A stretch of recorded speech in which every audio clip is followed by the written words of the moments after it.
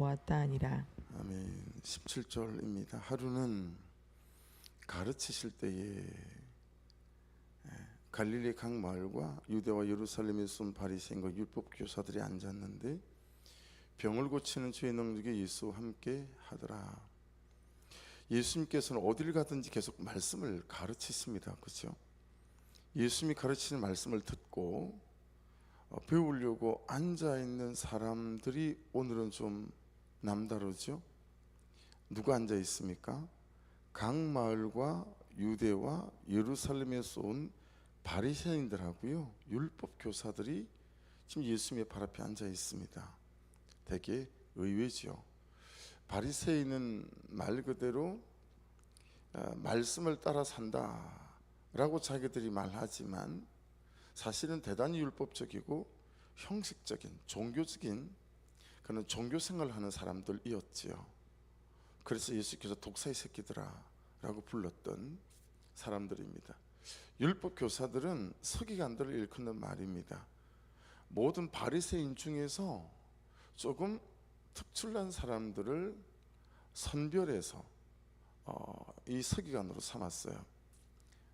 그러니까 모든 바리새인 중에서 배출이 되었다라는 견해도 있지만, 또는 대제사장의 핏줄들, 그런 좀 굉장히 제일 많이 이 사람들이 상위 1% 안에 드는 그런 사람들이다라는 신학적 견해도 있습니다. 바리새인들은 누구보다 말씀대로 산다는 자기들이 생각할 때 그런 사람들이었죠. 해서 자기들의 외식적인 이 금식 그리고 종교 생활을 기준으로 해서 모든 사람을 판단하고 정죄하고 비판하는 사람들이었습니다. 율법 교사들은 누구보다 말씀을 잘 안다는 사람들이었습니다. 왜냐하면 이 사람들은 말씀을 필사하는 사람들이었거든요. 말씀을 필사하는 사람들이었기 때문에 누구보다 말씀을 내가 잘 안다, 이런 사람들이었죠. 바리새인들과 율법 교사들의 공통점은 뭐죠? 말씀을 안다는 사람들이 말씀대로 사는 삶은 없고, 예수님도 못 알아봤어요. 구약의 핵심 메시지가 메시아가 온다라는 거였는데 그거 못 알아봤어요. 그리고 예수님도 안 믿었죠. 그러니 우리를 봐야죠. 그렇죠? 내가 혹시 바리새인과 같은 그리스도인 아닐까? 내가 혹시 율법 교사와 같은 그리스도인 아닐까 질문해 봐야 되겠죠. 신앙생활 아니고 종교생활을 하고 있는 여러분, 우리가 가고자 하는 방향, 또 우리 공동체가, 우리 교회가 가고자 하는 방향은 우리가 어떻게 예수를 믿기 원하고 또 따라가고자 하냐, 그 방향은 말씀을 믿는 삶을 뛰어넘어서 말씀대로 살아가는 그런 사람, 그런 삶이 아닙니까? 그렇죠? 그러니까 말씀대로 정말 믿고 살고 누리고 전하는 사람들, 그게 우리의 정체성입니다. 그렇죠? 어제 지금은 안 오지, 어제 눈이 좀 이렇게 많이 왔잖아요. 이렇게 오후에 교회 앞에 주차장에 차를 세우고 그냥 정문을 통해서 이렇게 정원으로 들어서면서 그런 기도가 자연스러운 거예요. 하나님, 그냥 기도로 좀 많이 머물고 싶고, 또 성경도 많이 읽고 싶고 알고 싶고 묵상도 깊이 하고 싶습니다. 그런데 주님, 그 어떤 것보다도 그냥 우리 교회가, 또 저의 삶이 그냥 말씀대로 말씀 따라 말씀을 삶으로 좀 살고 싶습니다. 그런 교회이고 싶고 또 그런 저의 삶이고 싶습니다.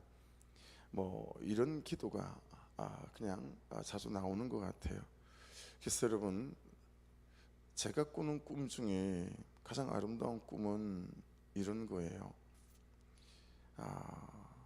교회가 막 큰 교회가 되고 사람이 많은 교회가 되고 그런 게 아니라, 그냥 인생을 살아가다가 어느 때쯤에 저하고 여러분이 뒤를 쑥 돌아봤더니 나를 따라 우리를 따라 내가 믿는, 우리가 믿는 이 예수를 믿겠다고 따라 나서는 사람들이, 어떤 사람들은 둘도 되고 어떤 사람들은 다섯도 되고 어떤 사람들은 열도 되고, 또 인생을 한참 좀 지났더니 내 뒤에 내가 믿는 예수를 믿겠다고 따라 나서는 사람들이 수백도 되는,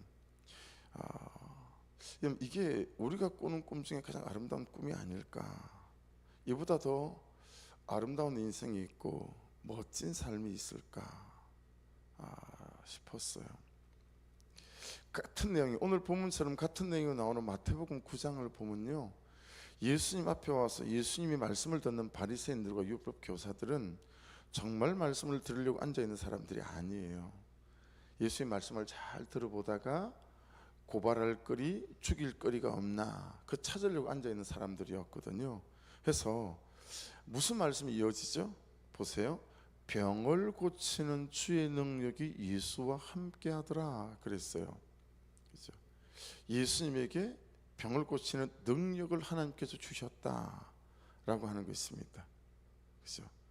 그 대상들이 그만큼 어려운 사람들이고, 그리고 예수님께서 하나님의 아들이심을 드러내는 이 병을 고치는 능력이, 그러니까 이건 여러분 병 고치는 능력에 집중하는 것이 아니라 구원에 집중되어져 있는 거죠. 우리가 말씀을 믿는 삶을 넘어 말씀대로 말씀을 따라 살아가는 삶을 살아갈 수 있도록 하나님께서 우리에게 주신 것은 뭘까요? 그게 말씀을 믿는 믿음 아니겠습니까? 그렇죠? 예수님께서는 병을 고치는 능력을 주셨다면 우리에게는 말씀을 믿는 믿음을 주셨습니다. 말씀대로 살고 말씀 따라 살면 하나님이 책임진다는 믿음인 거죠. 여러분 보세요. 잘 한번 들어보세요. 말씀대로 사는 삶이 있으려면 반드시 적용이 있어야 됩니다. 네, 적용이 먼저입니다. 순종 전에 적용이 먼저예요. 그런데 변하려면, 죄에서 일어나고 중독을 끊어내려면, 또 내게 주신 이 사람들을, 그 영혼을 구원하려면 반드시 적용이 있어야 되는데 우리가 이 적용에 이제 사활을 걸어야 된다라는 거예요. 그런데 여러분 문제가 좀 있어요. 가만 보아하니 큐티도 하고 적용도 하시는데 이 적용이 너무 엉뚱할 때가 많더라라는 거예요. 말씀과 아무 관계없는 적용을 해요. 말씀이 하라는 적용을 하지 않습니다. 오늘 말씀에 오늘 나를 묻다. 가만 오늘 말씀이 뭐라고 하셨지? 우리가 살아가고자 하는 캐치프레이즈 아니겠어요? 그런데 말씀에 물어놓고 적용은 내 마음대로 하는 거예요. 이게 여러분 안 되지 않겠어요? 오늘 말씀이 묵상하다가 오늘 말씀이 나에게 말을 걸고 나를 보게 하고 나와 직면하게 하고 내 죄를 보게 하고, 그럴 때 말씀에 맞는 적용을 해야 되지 않겠어요? 그렇죠? 그러니까 여러분 항상 유념하셔야 합니다. 적용점이 금방 툭툭 바로 나오지 않는 이유는 내가 말씀이 묵상이 좀 수박 그달기식으로 되어졌거나 이런 경우가 많이 있는 거죠. 말씀에 물어놓고 적용은 내 마음대로 하는 거, 어쩌면 말씀이 말씀하시는 대로 적용을 하기도 싫고 또 하기도 어렵고, 또 여러분 말씀대로 적용을 하려고 하면 억울할 때가 되게 많아요. 나만 맨날 왜 이래야 돼? 억울하고 또 치사하고 뭐 이럴 때 많아요. 그러니까 대가지불이 너무 많은 거죠. 하지만 우리가 할 수 없는 적용을 하잖아요. 그리고 그 적용이 하나님의 말씀에 대한 순종이잖아요. 그러면 그 결론이 구원이기 때문에 하나님이 자신이 있으셔서 우리를 인도하신다는 믿음이 있어야 됩니다. 이해되시죠? 말씀을 묵상하고 그리고 적용을 하는데 그 적용이 하나님의 말씀에 대한 적용인 거예요. 그렇죠? 말씀에 대한 순종. 그 말씀에 대한 순종은 전부 어떻게 우리를 끌고 가시죠? 그 영혼의 구원에 대한, 결국은 그 결론이 구원이거든요. 그러면 하나님이 너무 자신이 있으신 거죠. 그래서 우리를 인도하신다. 하는 이 믿음을 붙잡고 여러분 말씀이 들리면 말씀하시는 이 적용, 이 순종이 우리의 것이 되어야 되겠다라는 것입니다. 18절입니다. 한 중풍병자를 사람들이 침상에 메고 와서 예수 앞에 들여놓고자 하였으나, 자, 중풍병자는 파랄리오라고 하는데요, 몸에 마비가 온 사람입니다. 몸에 마비가 온 사람. 자, 우리에게 적용해 볼게요. 순종의 마비가 올 때가 있잖아요. 거룩의 마비가 올 때가 있고, 그리고 또 어떤 사랑의 마비, 용서의 마비, 믿음의 마비가 올 때도 있고, 그렇죠?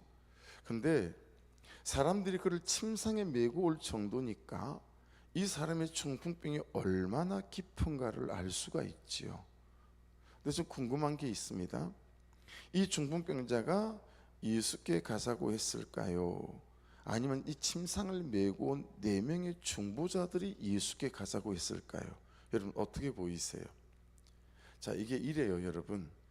육신의 질병이 들어서 내가 볼 수 없고 들을 수 없고 먹을 수 없고 걸을 수 없는 육신의 중풍병자들이면 이 중풍병자들이 가고자 했을 거예요. 살고 싶으니까, 그렇죠? 근데 여러분, 만일에 이게 영적인 중풍병이다, 냉랭함의 중풍병이 왔고 불순종의 중풍병이 왔어요. 그러면 그 사람이 예수께 가자고 하는 사람은 거의 없어요. 누가 데리고 가야 되죠? 옆에 있는 사람들이 메고 가야 돼요. 그렇죠? 영적인 중풍병장 마비가 온 사람들 중에 그가 막 알아서 예수 앞에 나가려고 하는 시도 잘 안 하죠. 그냥 방문 걸어 잠그고 방에 앉아 있어요. 그냥 자기가 살고 싶은 대로 살지요. 그러니 요 침상을 메고 예수 앞에 나온 이 4사람들의 중보, 그렇죠? 목장 중에 한 사람이 그럴 때 목원들이 함께 중보하며 나가는 기도가 여러분 이 침상을 메고 예수께로 나오는 것 아니겠습니까? 그렇죠? 네. 정말 우리에게 있어야 할 일이고 또 우리에게 되어야 할 일이다. 참 공동체가 필요한 이유가 여기에 있는 거죠. 네. 누구라도 참 그는 영적인 중풍병 마비가 왔을 때 들쳐업고 예수께로 은혜의 자리로 뛰어나갈 수 있는 목원들이 있어야 된다라고 하는 거. 때로는 내가 침상을 메고 가는 사람일 때도 있을 것이고, 때로는 내가 침상에 누운 중풍병자일 수도 있을 것이다 라고 하는 거죠. 사람이 여러분 중풍병자가 아니고 항상 온전하게 살아가는 사람이 누가 있겠습니까? 그렇죠? 그래서 제일 중요한 게 어떤 거죠? 예수 앞에 들여놓고자 하였으나 라는 거예요. 공감 너무 중요해요. 진짜 중요한 것 같아요. 체휼해 주는 거, 그랬구나, 힘들었겠다, 그렇죠? 정말 같이 울어주는 거, 같이 밥 먹고 커피도 나누고 긴 시간 감정과 마음을 터놓는 대화도 너무 중요합니다. 근데 우리가 그렇게 하는 이유가 뭐죠? 그를 예수 앞에, 말씀 앞에 들여놓기 위함입니다. 그렇죠? 우리가 믿지 않는 그를 예수 앞에 들여놓는 침상, 오늘 주제, 묵상 주제 굉장히 큰 부분이에요. 우리가 믿지 않는 거, 실족한 거, 남편일 수 있고 아내일 수 있고 또 자녀들일 수 있고 내 친구일 수 있고 이웃들일 수 있어요. 그를 예수 앞에 들여놔야 되니까요. 그렇죠?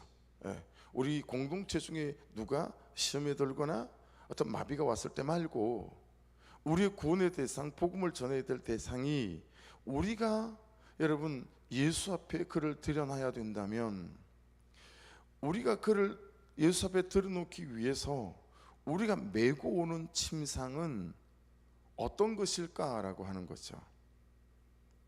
그를 받아내는 나의 삶이 그를 메고 오는 침상일 수 있겠죠.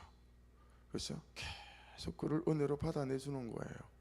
그러면 그 수년의 삶을 통해서 그 사람을 예수 앞에 들여다 놓을 수 있겠죠. 그는 나보다 옳도다 하는 삶이 그를 예수 앞에 들여다 놓을 수 있는 우리가 매야 할 침상일 수 있어요. 또 들을 말을 들었습니다 하는 여러분 이 삶, 이것이 그를 예수 앞에 들여다 놓는 우리의 침상일 수 있다라고 하는 거죠.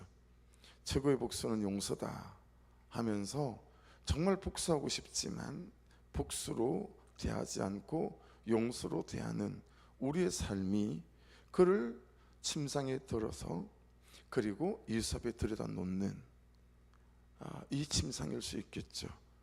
사람은 사랑의 대상이지 믿음의 대상이 아니다 라고 하는 삶으로 그를 사랑하고 반복되는 그의 실수를 또한 사랑하고 덮어주는 이 침상을 통해서 그를 예수 앞에 들여다 놓을 수 있게 되겠죠. 그러니 오늘 묵상해 보셔야 합니다. 내 주변에 예수를 알지 못하고 구원받지 못한 그를 위해 내가 들어야 될 침상은 뭘까? 그를 사랑해야 하는 것인지, 그를 용납해야 하는 것인지, 아니면 그를 위해 내가 어떤 대가 지불을 해야 되는 것인지, 재정으로 해야 되는 것인지, 나의 섬김으로 해야 되는 것인지, 이런 여러분 수없는 수십, 수백, 수천 번의 또는 한 달, 두 달, 1년, 2년, 3년에 이런 살아내는 삶, 받아내는 삶, 이것이 우리의 침상이 되어져서 그들을 예수 앞에 들여다 놓는 그런 이제 일들이 될 수 있겠다라고 하는 것이니, 여러분 오늘 내가 들어야 될 침상은 뭘까라고 하는 것은 오늘 말씀에 있어서 되게 중요한 주제예요. 내가 예수 앞에 들여다 놓아야 될 사람은 누구고, 그리고 그 예수 앞에 들어놓기 위해서 내가 그를 위해 나는 어떤 침상을 매야 하는 거지, 어떤 수고를 감당해야 되는 거지 라고 하는 것은 그냥 놓칠 수 없는 묵상의 본문이다 라고 하는 거예요. 19절입니다. 무리 때문에 메고 들어갈 길을 얻지 못한지라 지붕에 올라가 기와를 벗기고 병자를 침상째 무리 가운데로 예수 앞에 달아 내리니.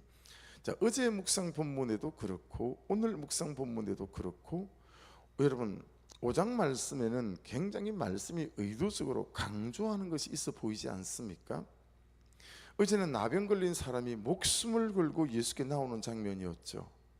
오늘은 중풍병자를 메고 왔는데 들어갈 수가 없는 거예요. 어디로 올라가죠? 지붕으로 올라가요. 우리나라 옛날 집하고는 달랐어요. 이스라엘은 지붕이 다 평평해요. 그리고 옥상으로 올라가는 계단이 외부에 있어요. 우리도 이제 우리나라의 슬라브 집이, 콘크리트 집이 생기면서 옥상이 다 올라가게 만들어졌고 외부로 계단이 있잖아요. 그런 구조예요. 그리고 막 콘크리트를 쳐놔가지고 막 정으로 망치로 뚫어야 되는 게 아니고, 이스라엘 집은 여러분 딱 문을 열고 들어가면 하늘이 그냥 거의 좀 뚫려 있는 그런 식의 마당이 있고요. 그리고 이제 방들이 있었기 때문에 이 마당에 있는 천정들을 대단히 막 어렵게 그렇게 천정을 만들어 놓지 않았기 때문에 그런 천정을 말하는 거거든요. 그러니까 그 지붕으로 올라가서 그 천정을 뜯어내고 그리고 중풍병자를 침상째 달아 내리는 거예요. 여러분 우리가 이 대목을 이렇게 적용을 좀 해볼 수 있으면 어떨까 싶어요. 나는 나의 마비가 된 신앙, 태도, 관계와 같은 여러 가지들에 대해서 지붕에 올라가기까지 또 지붕을 뜯어내기까지 직면하는 사람인가 라는 거예요. 앞에 말씀을 나눴으니까 그 사람을 위해서, 그렇죠? 받아내는 탁 한번 해보니까 이 사람이 거절하는 거예요. 그래서 그냥 에이씨 한 번에 걷어치우는, 이것 말고 계속해서 그가, 그죠? 예수 앞에 놓을 때까지, 이건 앞에 말씀을 나누었으니 자연적으로 적용이 되잖아요. 근데 그 적용은 그렇게 제쳐놓고 내게 적용을 한번 해보자고, 우리 각자에게. 나는 나의 마비가 된 신앙, 태도, 나의 어떤 관계, 이런 여러 가지들에 대해서 지붕에 올라가기까지, 지붕을 뜯어내기까지 직면하는 사람인가 라고 하는 거예요. 직장 생활과 사회 생활뿐만 아니라 가족과 함께 살아도 말씀대로 살려면 다양한 갈등 구조가 있고 치열한 영적 전쟁 같은 게 있잖아요. 이런 갈등들이 있을 때 신앙을 지키기 위해서, 예배를 지키기 위해서, 내 경건함을 지키기 위해서 어떤 문제와 직면하고 내 자신과 직면하고 현실과 직면해야 되는데 갈등 일으키는 게 싫은 거예요. 좋은 게 좋은 거예요. 미움받는 게 싫은 거예요. 그래서 주춤 그냥 묻어가는 거예요. 물러서고 얼버무리고 대충 넘어가고, 이걸 받아내는 것과 오해하면 절대 안 됩니다. 그래서 오늘 묵상 간증을 보시게 되면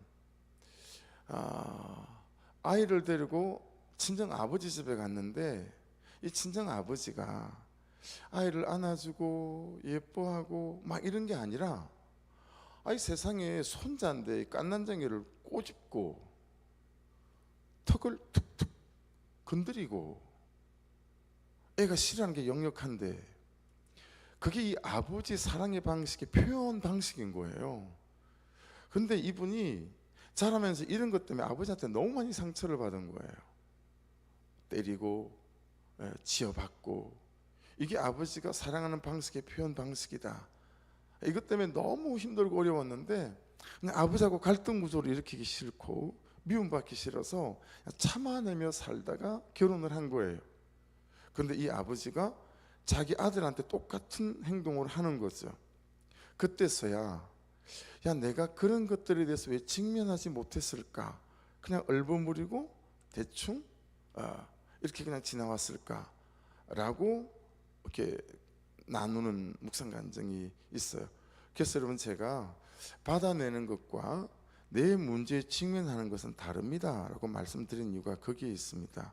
그래서 여러분, 지붕까지 올라가고 적용, 그리고 기와장까지 뜯어내야 할 지금 내가 당면하고 있는 삶, 시간을 쓰는 방식, 재정을 쓰는 방식, 말하는 방식, 이런 여러 가지 사회생활의 측면이겠죠. 사람을 대하는 방식이겠죠. 또는 신앙과 예배에 대해서도 그런 어떤 부분에 있어서 내가 직면해야 될 부분들은 어떤 부분들일까라고 여러분, 자기 자신의 삶의 문제들과 좀 마주서 보는, 좀 덤벼보는, 그런 당당해 보는 또 그런 적용점이 오늘 말씀에서는 있다 싶습니다. 20절, 예수께서 그들의 믿음을 보시고 이르시되 이 사람아 내 제사함을 받았느니라 하시니, 자, 어제 말씀은 문제 해결이 아니라 뭐에 집중해야 된다 이런 거였어요? 구원에. 그래서 우리 맨날 문제 해결만, 그렇죠? 여러분, 문제 해결에 집중하지 말고 어떤 사건이 벌어질 때마다 어떻게 해야 된다고요? 해석해야 된다. 해석. 하나님, 이 사건을 통하여 저희 하실 말씀이 어떤 것이에요? 라는 거죠. 그렇게 사건과 문제 앞에 이런 질문을 던지고 해석해야 돼야 어떻게 되죠? 나와 직면하게 되어서요. 해석하지 않고 문제 해결만 하려고 하면 항상 이 문제를 일으킨 어떤 당사자들을 찾아내기 때문에 그냥 원망하고 비판하고 판단한 것으로 끝나지만, 하나님 이 말씀을 통해서 나에게 하실 말씀이 어떤 것이에요? 라고 해석하려고 하면 내가 보이죠. 그의 죄가 아니라 나의 죄가 보이고 그를 사랑하지 못한 나의 태도들이 보이시오. 그래야 근본적인 문제들이 해결되어서 가기 시작하고, 그래야 이것이 구원과 연결되어진다라는 거였습니다. 그렇죠? 근데 오늘 묵상하는 말씀도 중풍병을 고쳤다는데 그 핵심이 있지 않죠? 죄사함의 그 핵심이 있으니 이 또한 구원의 중심이 있습니다. 그렇죠? 우리가 받아내는 이유는 그가 괜찮은 사람이 되어줘서 나의 남은 삶이 행복해지는 데 있지 않고 그의 영혼의 구원을 보고 그를 받아내는 거예요. 이거 되게 중요한 지점인 것 같아요. 내 남편이, 내 자녀가 너무 감당하기가 힘든 거예요. 그렇지만 말씀을 따라 받아내기로 결정했어요. 그는 나보다 옳다 하기로 결정했어요. 유다처럼. 그래서 그를 받아내는 이유가 그래도 한 2, 3년 이렇게 하면 이 사람이 달라지면 내 남은 삶은 행복해지겠지 라는 생각을 가지고 받아내고 말씀을 적용하면 아시죠? 해보셨죠? 오래 못 갑니다. 십자가 지는 데까지 안 갑니다. 중간에 항상 포기하게 되어져 있습니다. 그런데 이 사람의 영혼 구원을 위해서 받아내는 삶은 십자가 지는 삶까지로 가는 거예요. 여러분, 예수님께서 십자가에 죽으실 때 내가 꽤 괜찮은 사람 되라고 십자가에 죽으신 건가요? 아니잖아요, 그렇죠? 내 죄를 사하시고 내 영혼의 구원을 위하여 그분께서 십자가에서 죽으신 거 아니겠어요?